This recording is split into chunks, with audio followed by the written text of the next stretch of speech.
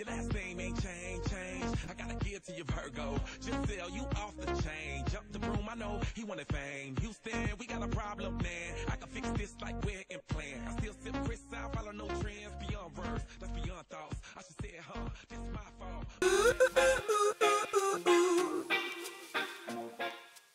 Lívia, me conta um pouquinho como é que é a sua relação com a moda, né, com esse universo da moda. Pois é, eu gosto muito de moda, eu tô sempre dando uma olhada em revistas, estou muito antenada assim na internet e eu adoro ver, tipo, conjuntos assim, roupas assim, adoro.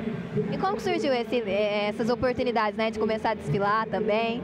Pois é, que eu atualmente entrei na Ford TV, e a Ford está me ajudando bastante, já que eles sabem que eu gosto de moda, eles estão pesquisando lugares que eu possa ir desfilar também, porque eu gosto de roupa e tal. A sua carreira agora tá dando uma mudada, né? Me conta sobre isso.